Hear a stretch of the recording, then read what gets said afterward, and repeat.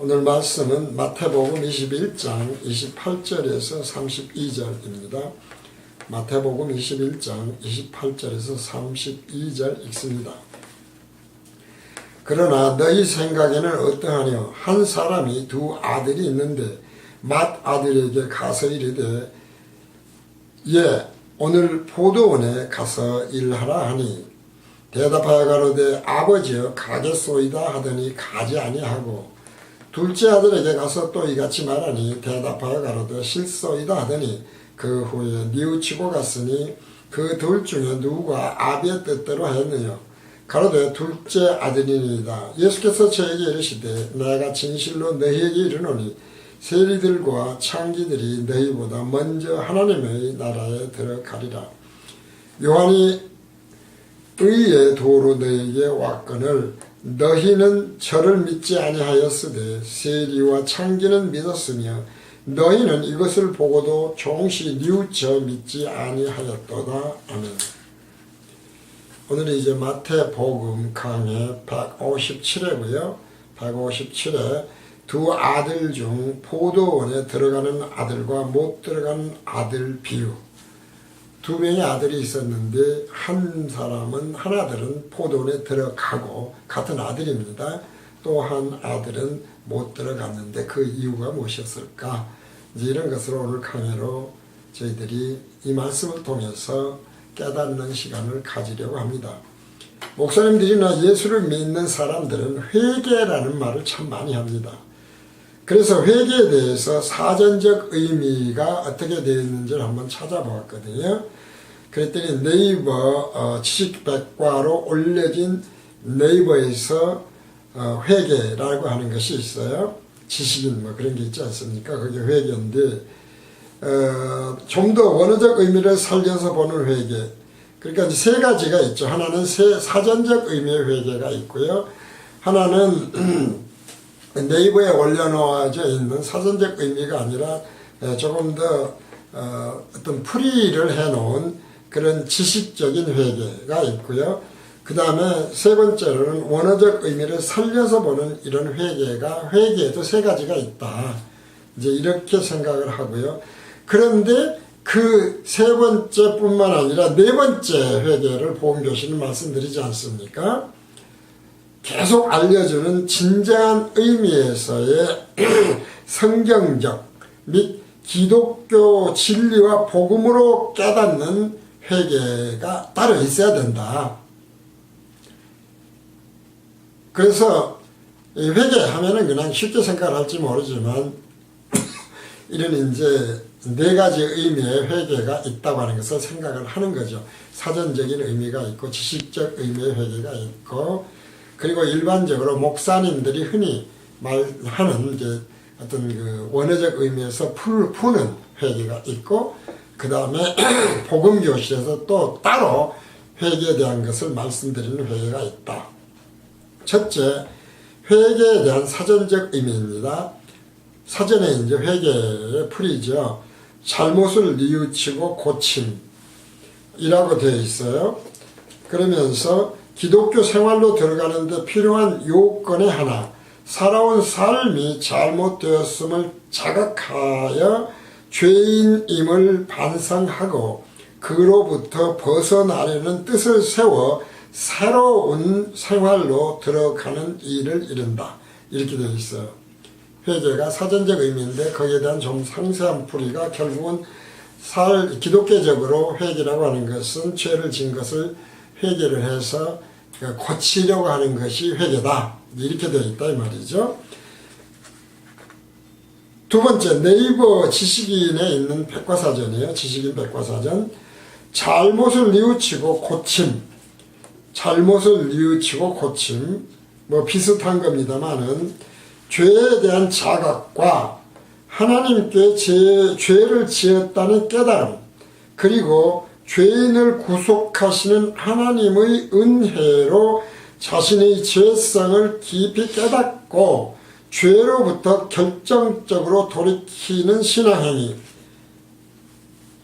계속 지금 죄 이야기가 나오고 있지 않습니까? 즉 회개는 죄를 포기하는 것으로서 거룩한 생활을 가능케 하는 성령의 역사를 수행하는 것이다. 따라서 참된 회개에는 죄를 미워하는 마음의 변화와 죄에서 떠나는 생활의 변화가 포함되어 있어야 한다. 그랬어요.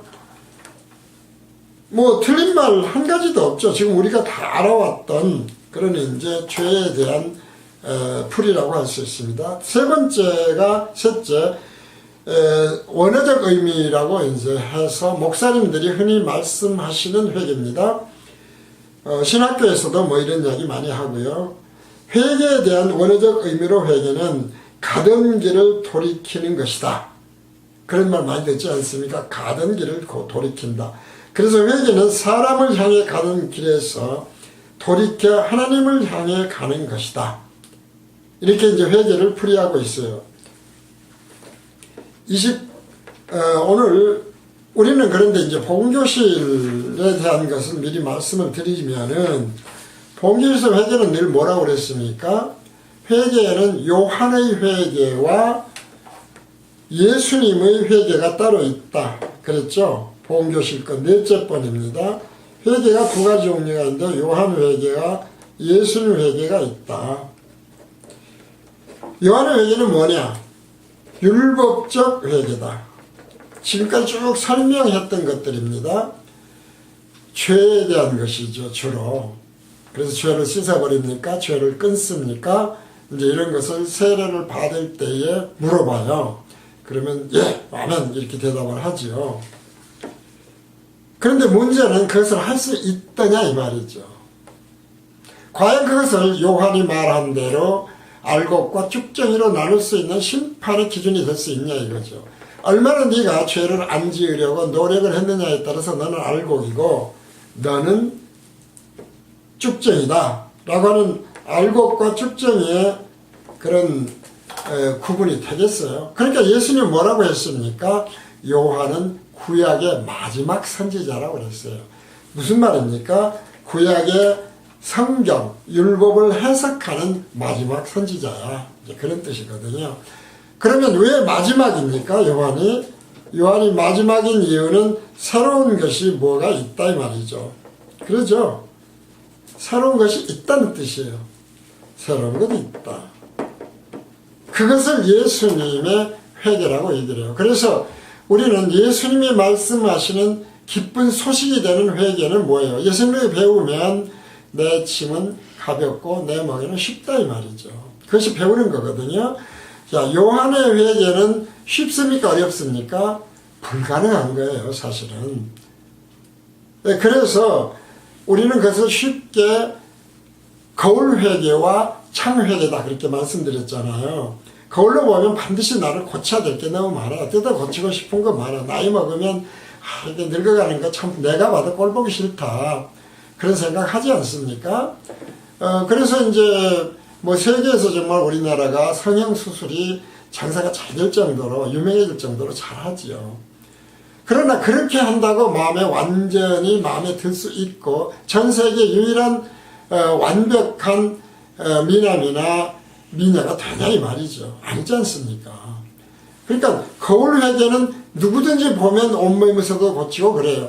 성경이 그런 역할을 해요. 율법이 그런 역할을 해요. 양심이 그런 역할을 해요. 고치려고 해요. 근데 중요한 건 뭡니까? 제대로 안 고쳐지더라. 늘 말씀드리지만 빛이니까 빛 가운데 미세먼지 하나도 없이 죄가 거룩한 무죄의 상태로 되냐 이 말이죠. 그래서 그것이 안 되기 때문에 구원이 필요해요. 그 구원이라고 하는 것을 예수님이 해주시는데 구원의 방법이 하나님이 정했잖아요. 죄가 무엇인지 정한 것처럼 뭐로 정했습니까? 대속성이다 이 말이죠. 대신 갚아주는 거예요. 이렇게 해서 대신 구원을 하시고 그 대표적인 죄인이 첫 아담이라면 둘째 아담은 죄가 전혀 없는 둘째 아담, 둘째 열매로서 거두실 열매가 부활체인 예수님이었다. 이제 이런 것을 말씀드리고 그래서 거울 회개와 창 회개가 있다. 요한의 회개와 예수님의 회개가 있다. 율법적 회개와 복음적 회개가 따로 있다. 이제 이런 것을 말씀을 드리는 겁니다. 이렇게 해서 네 가지 회개가 있다고 하는 거예요. 이제 그 말씀을 생각하면서 오늘 복음을 읽습니다. 그러나 너희 생각에는 어떠하냐? 왜냐하면 이것을 지금 전부 회개로 생각하기 때문에 그래요. 이렇게 길게 설명을 드리는 건 이 말씀을 해석하라 할 때에 전부 다 회개로 생각해서 해석을 하지 않습니까?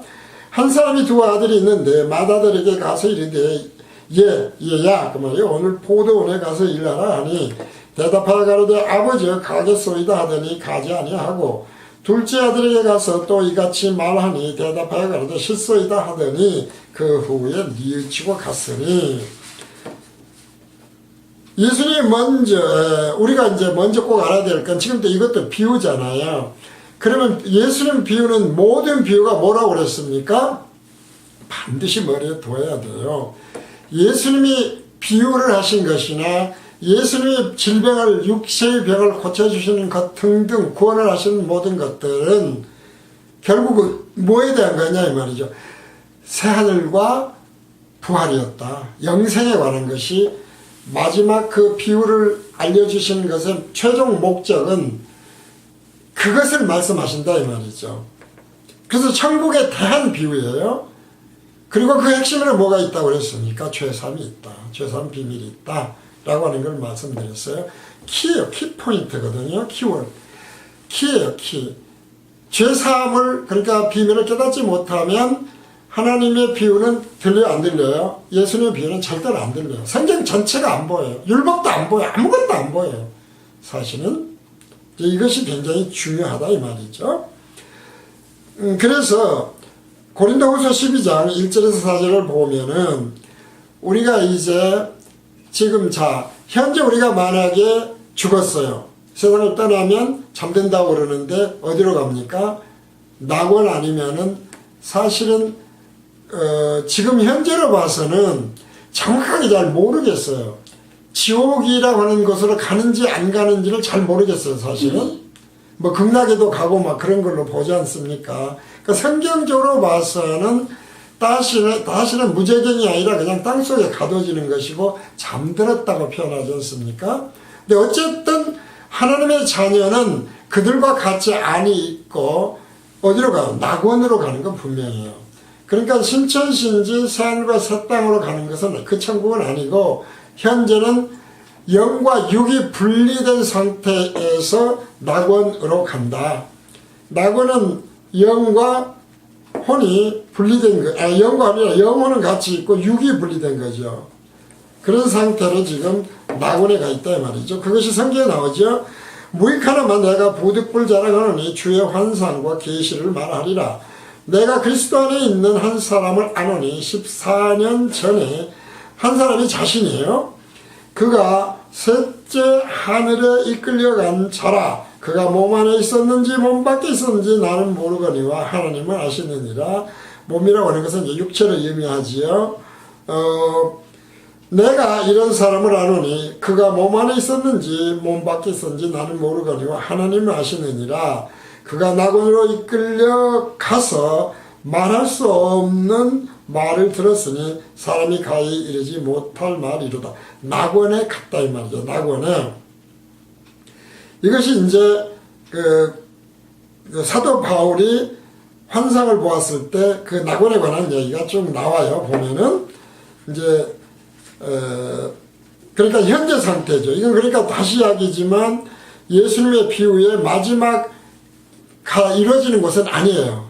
낙원이라고 하는 것은 몸과 분리되는 것이니까 육과 분리되는 것이니까 그래서 언제든 거기에는 핵심이 죄사함이 있었다라고 하는 것이고 이 죄사함은 하나님이 감춰두셨기 때문에 사람의 지식이나 과학자들은 절대로 모른다. 오직 성령만이 깨닫게 하시는 것이다. 그래서 성령이 내가 가야 오는데 너희는 보사 성령이 너희들 도울 성령이 오든 기뻐해라 라고 이제 예수는 말씀하셨다는 거예요. 그러면 성령이 지금 만약에 성령 시대인데 임했다면 어때요? 죄사함의 비밀이 깨달아져야 돼요. 이게 굉장히 중요해요. 그리고 비유가 깨달아져야 돼요. 그 모든 비유는 무엇을 비유하는 것인가? 육신의 병을 고쳐주는 것도 일종의 비유니까 왜 고쳐주신 것인가를 알 수 있어야 된다라는 것이죠. 그래서 다시 또 핵심이기 때문에 말씀드립니다. 이것을 인정하느냐 인정하지 않느냐는 굉장히 중요해요. 오늘 그 뉘우친다, 회개한다고 하는 것도 동일하기 때문에 그래요. 마가복음 4장 9절에서 13절입니다. 이 말씀이 굉장히 중요해서 복음교실은 기회가 있을 때마다 말씀을 드려요. 마가복음 4장 9절에서 13절 또 이르시되 귀를 기 있는 자는 들으라 하시니라. 영적 귀가 열린 자는 들으라. 예수께서 홀로 계실 때에 함께한 사람들이 12제자로 더불어 그 비유들을 묻자오니 이르시되 하나님 나라의 비밀을 너희에게는 주었으나 외인에게는 모든 것을 비유로 하나니 이는 저희로 왜 그랬느냐 왜냐하면 이는 저희로 보기는 보아도 알지 못하며 듣기는 들어도 깨닫지 못하게 하여 그렇게 해서 왜 핵심에 돌이켜 죄의 사함을 얻지 못하게 하기 위해서 내가 비유로 말하는 거야. 그러니까 비유가 깨달아지지 않는다. 그 비유가 천국에 대한 것인데 새하늘과 새 땅이고 생명의 부활제까지로 이어지지 않는 것은 다 잘못 깨달은 것이다. 이제 이렇게 생각하시면 틀림없어요.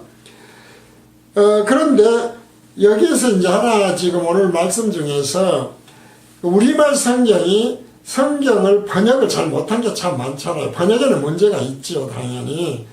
뭐 언어로 또 하늘의 이야기를 다 표현하는 것도 문제는 있어요. 그런데 아주 그 결정적인 실수가 있는데 반대로 번역을 해버렸어요. 보면 그러니까 무슨 말이냐면은 29절에서 아버지가 포도원에 가라고 하자. 자, 포도원은 어디겠습니까? 그러니까 새하늘과 새 땅이에요. 생명의 부활체, 그리스도가 다신 영원한 나라입니다. 포도원에 가라고 하자, 신천신제에 가라고 하자, 가라 그렇게 얘기했더니 첫째 아들이 포도원에 가겠다고 하고 안 가고 30절에서 둘째 아들이 반대로 아버지가 포도원에 가라고 하니까 안 가겠다고 해놓고 갔다라고 성경이 번역되어 있어요. 그런데 이것이 완전히 반대라는 거예요. 왜 이 말씀을 드리냐면 우리가 다시 말씀을 드리지만은 예수님의 첫 열매, 부활의 첫 열매가 되신 분이 예수님이잖아요. 물론 아담으로 처음에는 첫 열매도 뭣도 아니니까요. 아담과 하와가 첫 아담과 둘째 아담으로 되지만 그러나 우리가 열매를 거둔다 할 때는 첫 열매, 그래서 자식을 하나님께 바치잖아요. 아들을. 이제 그런 의미에서 이것이 반대가 됐을 때에는 뭐 큰 문제는 아니겠지만 조금 문제가 있어요. 이제 그런 것을 말씀드려서 영어로는 어떻게 번역됐느냐. 원어로 봤을 때는 이게 반대다. 첫 아들이 그러니까 no 그래놓고 yes하고 나중에 같다 이 말이지 않습니까? 이것은 이제 영어에서 킹제임스 성경에서 그래서 찾아서 보았습니다. 한번 읽겠습니다. What do you think? There was a man who had two sons. He went to the first and said, 첫째 아들에게 갔지 않습니까? And said, Son, 아들아, go and work today in vineyard 라고 했다 이 말이죠. 그랬더니 I will not, 안 가겠습니다 라고 그가 대답을 했어. 첫째 아들이 안 가겠다, no 라고 대답했다. I will not, 안 갑니다 라고 he will answer 했다. But later he changed his mind and went. 갔어요. 그리고 이제 30절에서 완전 반대 아닙니까? 우리말하고 Then the father went to the other son and said the same thing. He answered, I will serve. But he did not go. 완전히 반대로 돼 있어요. 그러니까 이 것의 예표는 천국에 들어가는 포도원에 들어가는데 yes라고 했다가 안 들어가느냐, no라고 했다가 yes로 바꾸느냐, 이건 이제 회개의 문제죠, 당연히. 그러나 보다 더 중요한 것은 우리의 신앙생활이 어떤 신앙생활이고 오늘날에 어떤 대답을 하고 있냐 이 말이죠. 우리가 이거 굉장히 중요하게 여기는 거예요.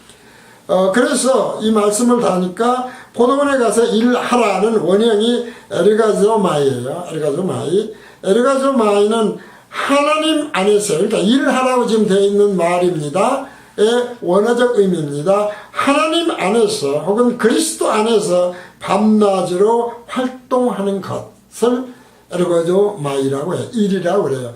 하나님 일이 뭐라고 그랬습니까? 예수를 나를 믿는 것이라고 그랬어요. 어떻게 해야 하나님을 하겠습니까? 무엇을 해야 하나님을 하겠습니까? 너희가 나를 믿는 것이요 그랬어요. 그러니까 일이라고 하는 것을 잘못 생각하면 지금 밤낮으로는 그러니까 우리가 시간과 공간이 없는 비유로 생각했을 때 산과 새땅 영생을 하는 곳이라고 생각을 해야 되죠. 이렇게 생각하면 이 단어가 잘 번역이 돼요. 근데 보통 뉘우치는 걸 뭐라 그럽니까? 조금 전에 말씀드린 대로 죄 안 짓고 죄를 지으면 뉘우치고 다시는 죄를 안 짓겠다고 다짐하고 그리고 봉사 열심히 하고 목사님들 말 잘 듣고 교회가 시키는 일 잘 시키고 신학에서 회개라고 하는 지식적인 것들에 대해서 죄 안 지어야 된다 뭐 회개해야 된다 하는 등등에 대해서 신학적 의미로 지식적 의미로 기노스코적 의미로 받아들인다 이 말이죠. 그것을 하나님의 일로 생각을 하기 쉽다는 거예요. 그러지 않습니까? 주일성서 잘하고 봉사 열심히 하고 기도 열심히 하고 죄 안 지려고 노력하고 뭐 하는 등등의 것들을 일로 생각하는데 그런 뜻이 아니고 하나님 안에서 혹은 그리스도 안에서 밤낮으로 활동하는 거예요. 일하는 거예요. 그러니까 일은 일인데 우리가 포도원을 새하늘과 새 땅 시간과 공간이 없는 부활로 생각한다면 어떤 것이 됐나 이 말이죠. 그것은 영생을 하는 것이 곧 하나님 그리스도 안에서 영생하는 것이 에르고도마이다 이 말이죠. 이제 이렇게 생각하시면 굉장히 쉬워요. 그래서 31절 중에 그들 중에 누가 아버지의 뜻대로 했느냐고 이제 물어봤어요. 우리가 과연 아버지의 일을 했느냐 하나님 일을 했느냐 라고 했을 때에 예수를 믿는 것이 하나님의 일이었고 예수를 믿는 건 하나님의 말씀 진리와 복음을 그대로 깨우치고 따르는 것이잖아요. 무엇을 막 하는 게 아니에요. 그냥 깨닫는 거거든요. 그래서 누가 아버지의 뜻대로 했느냐 했을 때 가로되 둘째 아들이니이다. 예수께서 저에게 이르시되 내가 진실로 너에게 이르노니 새들과 창기들이 너희보다 먼저 하나님의 나라에 들어가리라. 요한의 의의 도로 너에게 왔거늘 너희는 저를 믿지 아니었으되 세리와 창기를 믿었으며 너희는 이것을 보고도 종시 뉘우쳐 믿지 아니하였도다. 그러니까 요한이 이제 마지막 선지자로 사실은 알곡과 쭉정이를 나누고 그 다음에 율법의 마지막 설명을 하면서 그러면서 예수님의 길을 닦았잖아요. 그러니까 요한은 선명하게 알려주지는 못했지만 그러나 예수님이야말로 나는 신발 들기도 신들매 들기도 감당치 못한단 말이죠. 했던 것을 하나님의 옳은 의로 얘기를 했다 이 말이죠. 그러니까 요한이 증거하고 쭉정이가 맞다는 얘기가 아니라 그러한 구약으로부터 새로운 언약으로 연결하는 일을 요한이 했는데 하나님의 의로 했는데 그를 너희가 받아들이지 않았다 그런 얘기거든요. 그리고 바로 예수님이 메시아로 오셔서 회개에 대한 진정한 의미를 알려주시잖아요. 율법 지키지 못해 그걸 깨달은 바울이 그래서 그 다음에 서신을 쓰지 않습니까? 뭐 설명 더 길게 안 해도 알 거예요. 자, 그러니까 그 둘 중에 누가 한 것이냐 이 말이죠. 첫째 아들이 한 거예요. 우리말 성경에서는 반대로 되어 있지만 no 했다가 yes 했어요. no 했다가 yes 했어요. 자, 회개를 가지고 생각을 해보자고요. no 했다가 yes를 했다 그러면 요한의 회개에는 율법이라고 하잖아요. 율법을 지킬 수 있어요 없어요? no죠. 예수님의 회개는 어때요? yes가 돼야 된다 이 말이죠. 그렇습니다. 우리는 할 수 없습니다. 그런데 요한의 회개로 율법 지킬 수 있다고 생각한다 이 말이죠. 유대인들 장로들 우리가 지금 성전 정화로 들어가셨잖아요. 예수님이 이 말씀에 이어지는 게 정화거든요. 성전 정화예요. 성전 정화에 이어져서 예수님이 깨닫게 하시는 게 뭐였어요? 결국은 그들이 공회를 일으키고 하고 있는 최고의 유대 종교 지도자들, 하나님의 백성이라는 지도자들의 최고의 지식인들이에요. 대제사장들이고 뭐 세관 율법사들 다 포함되거든요. 그런 사람들이었지 않습니까? 그런 사람들은 처음에 뭐라고 그랬어요? 예스 해놓고 안 갔다 이 말이죠. 할 수 있다고 그럴 거 없어요. 할 수 있다. 예스. 우리가 그걸 율법으로 생각했을 때 yes 했다는 can do 율법을 라고 해놓고 사실은 no라고 해버린 것이다 이 말이죠. 할 수 없었어요. 자기들이 할 수 없는 것을 근데 깨닫지 못한 거예요. 중요한 이야기지 않습니까? 그래서 예수님은 그것을 뭐라고 그래요? 신천신지 영생한 거기에서만 가능한 거예요. 우리는 하나님의 온전한 의의는 하나님의 속성상 지금 우리를 이렇게 불온전하게 만든 게 아니라 새하늘과 새 땅에서 하나님의 의의가 이루어지는 것으로 감사하고 찬양 돌리게 하시기 위해서 지금 현재 이렇게 만들어서 가둬버린 거잖아요. 시간과 공간의 죄 속에. 이제 이런 걸 안다고 그런다면 할 수 없는 것을 할 수 있는 것처럼 하는 것은 그래서 결과적으로 뭐냐 이 말이죠. 그것이 외식이고 그것이 곧 뭐였습니까? 예수님은 너희들이 마귀 새끼들이다. 네 애비가 마귀야. 라고 거짓이라고 말한 거예요. 그러지 않습니까? 할 수 없는데 할 수 있는 것처럼 척을 내면 그래서 복음교실은 계속해서 무엇을 알려드리고 있어요? 총론불변의 진리를 알려드리고 있어요. 그 총론불변의 진리에 대해서 조금씩 이렇게 수정을 하는데 결론이 잘못 나서 그런 게 아니고 좀 더 정확하게 깨닫게 하기 위해서 결론에 대해서 저번 주에도 말씀을 드렸고 이번 주에도 약간씩 수정을 하면서 알려드리거든요. 총론불변의 진리 잘 읽지 않는 것 같아요. 이게 굉장히 큰 틀인데 그래서 참고로 총론불변의 진리 본교에서 전해드리는 것을 다시 한번 여기에 올렸습니다. 읽어보겠습니다. 기독교 진리의 핵심 진리에는 인간 스스로는 절대로 온전히 할 수 없기 때문에 기독교만의 진리고 복음인 다속성 진리, 다신성 진리, 대표성 진리라는 게 있다. 기독교에만 있는 겁니다. 다 스스로 할 수 있다고 자력권이에요. 그리고 다속성 진리, 대신성 진리, 대표성 진리는 하나님이 하실 수 있는 온전성, 하나님만이 하실 수 있는 거예요. 하나님의 속성이죠. 우리가 온전성, 전능성, 전지성 등이라고 하는 하나님의 속성이 천재되어 있어요. 대신성, 대표성, 다속성 진리는 하나님의 속성이 전제가 없이는 안 된다는 거예요. 불가능해요.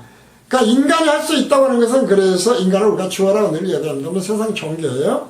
따라서 이것 즉 죄사함을 위한 대속은 하나님이신 예수님만이 온전한 100% 빚이라고 할 때 대속이 가능해져요.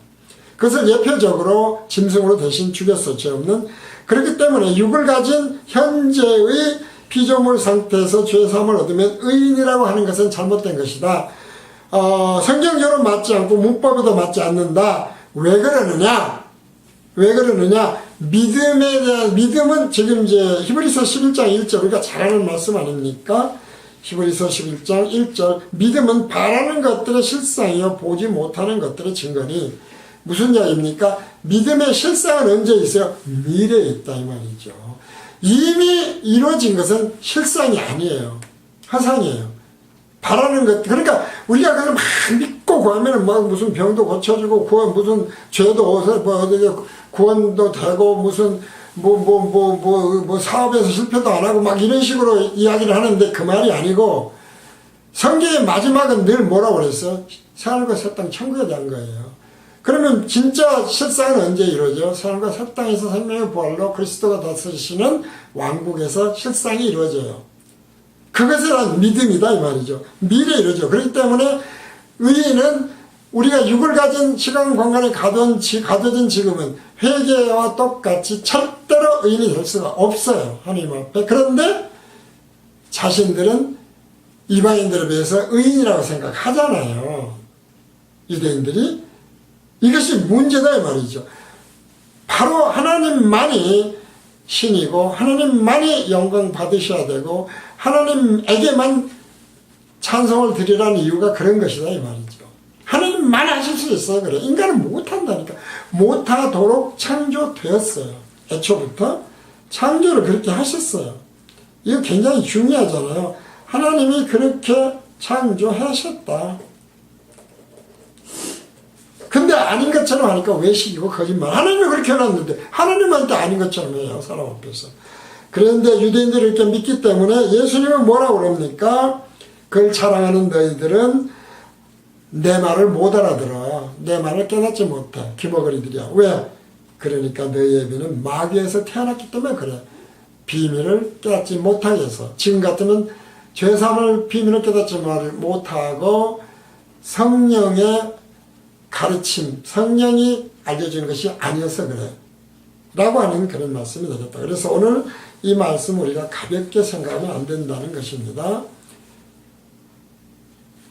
오늘 157회 마태복음 강의를 여기서 마치겠습니다.